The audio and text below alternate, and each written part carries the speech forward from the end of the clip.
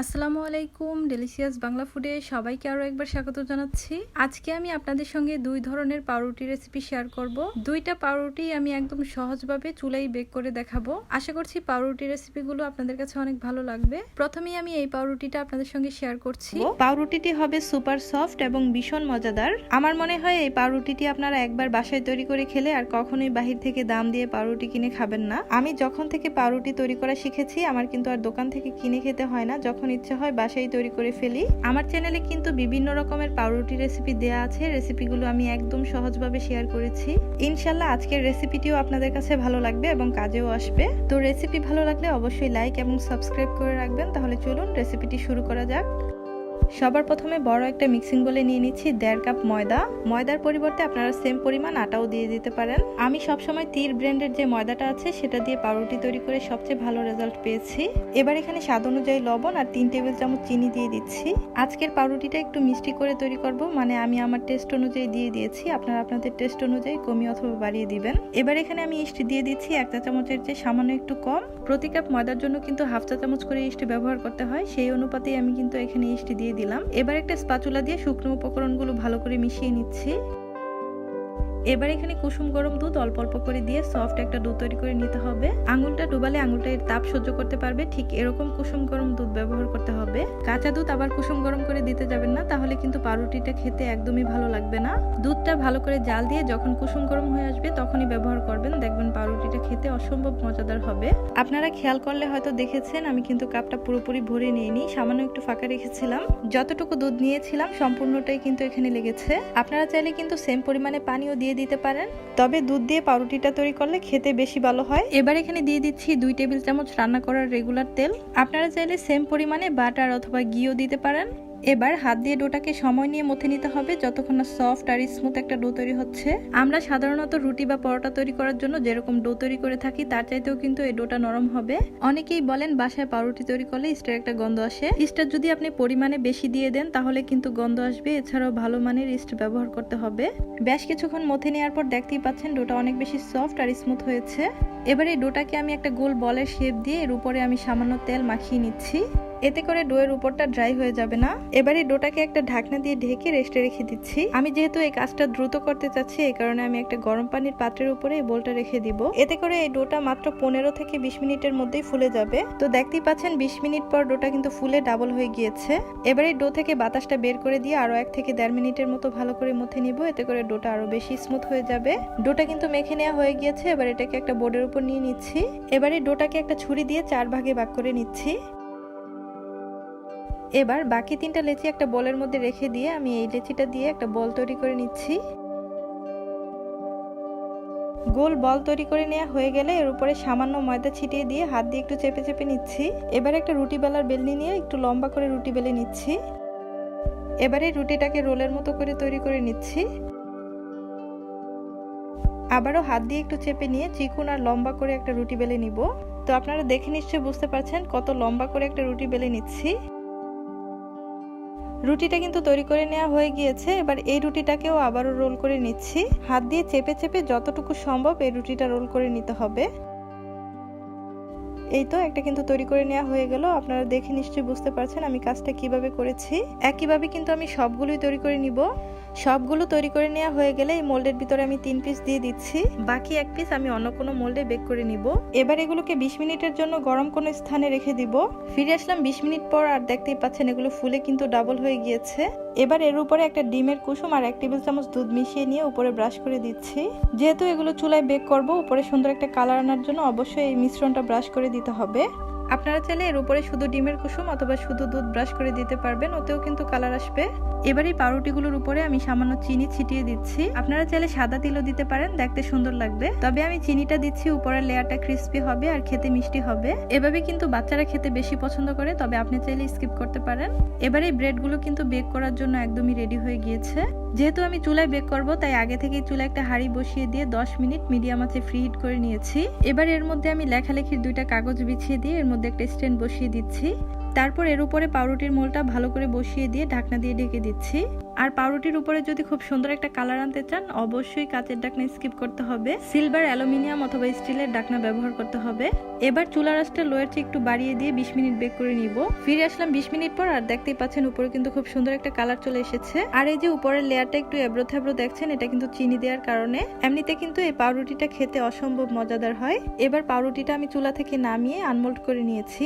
এবারে পাউরুটির উপরে গুঁড়া করে রাখা চিনি দিয়ে দিচ্ছি, এটা ডেকোরেশনের জন্য দিচ্ছি, আপনারা চাইলে স্কিপ করতে পারেন। এবারে পাউরুটিটা একটু ভেঙে দেখিয়ে দিচ্ছি এটা কিরকম হয়েছে। আপনারা দেখে নিশ্চয়ই বুঝতে পারছেন পাউরুটিটা কতটা সফট হয়েছে, আর বলে বোঝানোর কিছুই নেই। আর খেতেও কিন্তু অসম্ভব মজার হয়েছিল, আপনারা বাসায় ট্রাই না করলে বুঝতে পারবেন না।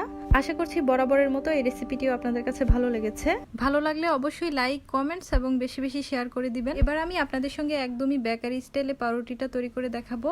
সাধারণত এই পাউরুটিটা আমরা দোকান থেকে রেগুলার কিনে খেয়ে থাকি। এই রেসিপি দেখার পর আপনাদেরকে আর দোকান থেকে পাউরুটি কিনে খেতে হবে না, ঠিক দোকানের মতো করে আপনারা বাসায় তৈরি করে ফেলতে পারবেন। তাও আবার চুলায় যে কোনো নর্মাল সিলভারের হাঁড়িতেই আপনারা বেক করতে পারবেন। পাউরুটি তৈরি করার সবচেয়ে গুরুত্বপূর্ণ বিষয় হলো উপকরণের মাপ এবং নিয়ম ঠিকঠাক রাখা।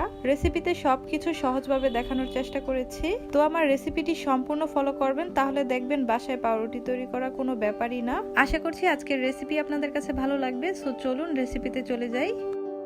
সবার প্রথমে বড় একটা মিক্সিং বোলে নিয়ে নিচ্ছি 1.5 কাপ পরিমাণে ময়দা। আমি পাউরুটি তৈরি করার ক্ষেত্রে সবসময় তীর ব্র্যান্ডের ময়দাটা ব্যবহার করি, এতে করে সবচেয়ে ভালো রেজাল্ট পাই। এবার এখানে দিয়ে দিলাম 3 টেবিল চামচ পরিমাণ চিনি। 1 চা চামচের চাইতে সামান্য পরিমাণে কম ইস্ট দিয়ে দিলাম, অর্থাৎ যদি গ্রামের হিসাব করেন তাহলে এখানে 4 গ্রাম অ্যাক্টিভ ড্রাই ইস্ট দিয়েছি আমি। তারপর এখানে আমি সামান্য পরিমাণে লবণ দিয়ে একটা স্প্যাচুলার মাধ্যমে শুকনো উপকরণগুলো মিশিয়ে নিচ্ছি। সবকিছু মিশানো হয়ে গেলে এবার এখানে দিয়ে দিব দুধ। আমি এখানে 1 কাপ পরিমাণ কুসুম গরম দুধ নিয়েছি। দুধটা কিন্তু অনেক বেশি গরম অথবা অনেক বেশি ঠান্ডা হলে চলবে না। আঙুলটা ডুবালে কয়েক সেকেন্ড এর তাপ সহ্য করতে পারবে, ঠিক এরকম কুসুম গরম দুধ হতে হবে। তো এখানে আমি অল্প অল্প দুধ দিয়ে দিচ্ছি আর ময়দার সঙ্গে মিশিয়ে নিচ্ছি। এখানে আমি যতটুকু ময়দা নিয়েছি 1 কাপ দুধ কিন্তু সম্পূর্ণটা লাগবে না, মোটামুটি 1.5 কাপের মতো দুধ লাগবে এখানে। অর্থাৎ প্রতি কাপ ময়দার জন্য এখানে আপনারা 1/2 কাপ পরিমাণ করে দুধ দিতে পারবেন, তাহলেই কিন্তু পাউরুটির জন্য পারফেক্ট একটা ডো তৈরি হবে। তো দেখতেই পাচ্ছেন অল্প অল্প দুধ দিয়ে ময়দার সঙ্গে মিশিয়ে নিয়েছি। এবার এখানে দিয়ে দিচ্ছি 2 টেবিল চামচ পরিমাণ রান্না করার রেগুলার তেল। তেলটা আপনারা চাইলে শুকনো উপকরণগুলো দেওয়ার সময় দিয়ে দিতে পারেন, তবে এই পর্যায়ে দিয়ে দিলে ডোটা মাখাতে অনেক সুবিধা হয়। এবার আমি হাত দিয়ে সময় নিয়ে ডোটাকে ভালো করে মথে নিব, যতক্ষণ না সফট আর স্মুথ একটা ডো তৈরি হচ্ছে। ডোটা মাখাতে মাখাতে যদি হাতে খুব বেশি লেগে আসে তাহলে এভাবে হাতটা ধুয়ে কিছুটা তেল দিয়ে দিবেন, তাহলে দেখবেন খুব সহজেই ডোটাকে আবার মথে নেওয়া যাচ্ছে, হাতে লেগে আসছে না। অনেকেই বলেন বাসায় পাউরুটি তৈরি করলে ইস্টের একটা গন্ধ আসে। ইস্টটা কিন্তু শুধুমাত্র ডোটাকে ফুলানোর জন্যই দেওয়া হয়, তো খুব বেশি পরিমাণে দিয়ে দিলেই কিন্তু পাউরুটি থেকে খুব বাজে একটা গন্ধ আসে, তখন আর পাউরুটিটা খাওয়া যায় না। তাই প্রতি কাপ আটা বা ময়দার জন্য আপনারা 1/2 চা চামচ করে ইস্ট ব্যবহার করবেন, অথবা তার চেয়েও কম ব্যবহার করার চেষ্টা করবেন। প্রায় 7-8 মিনিট ধরে ডোটাকে আমি ভালো করে মথে নিয়েছি। দেখতেই পাচ্ছেন ডোটা কতটা স্মুথ হয়ে গিয়েছে। আর এই কাজটা কিন্তু আপনাকে অবশ্যই সময় নিয়ে ধৈর্য ধরে করতে হবে, তাহলেই কিন্তু পারফেক্ট একটা পাউরুটি হবে। তো এবার ডোটাকে আমি একটা গোল বলের শেপ দিয়ে দিলাম। এবারে ডোটা যেহেতু রেস্টে রাখবো, উপরটা যাতে ড্রাই না হয়ে যায়, তাই সামান্য পরিমাণ তেল মাখিয়ে নিলাম। এবারে ডোটাকে একটা ঢাকনা দিয়ে ডেকে গরম কোনো স্থানে রেখে দিব, ডোটা যাতে দ্রুত ফুলে যায়। আপনারা চাইলে গরম চুলার পাশেও রেখে দিতে পারেন, অথবা গরম পানির পাত্রের উপরে ঢাকনা দিয়ে ডেকে রাখতে পারেন, তাহলে ডোটা খুব দ্রুতই ফুলে যাবে। ফিরে আসলাম 1 ঘন্টা পর, আর দেখতেই পাচ্ছেন ডোটা কিন্তু ফুলে ডাবল হয়ে গিয়েছে। এবারে ডো থেকে বাতাসটা বের করে নিয়ে আরো 1 থেকে 1.5 মিনিটের মতো ভালো করে মথে নিচ্ছি, এতে করে ডোটা আরো বেশি সফট আর স্মুথ হয়ে যাবে। 1 থেকে 1.5 মিনিটের মতো আমি ডোটাকে ভালো করে মথে নিয়েছি। এবারে ডোটা দিয়ে একটা রুটি বেলে নিব। ডো এর উপরে সামান্য পরিমাণে ময়দা ছিটিয়ে দিচ্ছি, যাতে রুটিটা বেলার সময় কোনো অসুবিধা না হয়। এবার একটা রুটি বেলার বেলনি নিয়ে আমি রুটিটাকে একটু মোটা আর লম্বা করে বেলে নিব। তো দেখতেই পাচ্ছেন রুটিটাকে কিন্তু আমি বেলে নিয়েছি। এবারে রুটিটাকে আমি গোল করে পেঁচিয়ে একটা রোলের মতো তৈরি করে নিব। পাউরুটি তৈরি করা একদমই সহজ একটি কাজ, আপনারা দেখলেই কিন্তু বুঝতে পারবেন। এই তো আমি রোলের মতো করে তৈরি করে নিয়েছি। এবার এটার উপরে আমি আবারও সামান্য পরিমাণে ময়দা ছিটিয়ে দিচ্ছি। এবার এটাকে আমি আবারও বেলে নিব। তো কাজগুলো আমি কিভাবে করছি আপনারা একটু দেখে বুঝে নেবেন। আমি কিন্তু এটাকে 2 পাশ থেকেই বেলে লম্বা একটা রুটির শেপ দিয়ে দিচ্ছি। আমি কিন্তু রুটিটাকে বেলে নিয়েছি, বেলে নেওয়ার পর আবার হাত দিয়ে একটু সমান করে দিচ্ছি, দেখতেই পাচ্ছেন।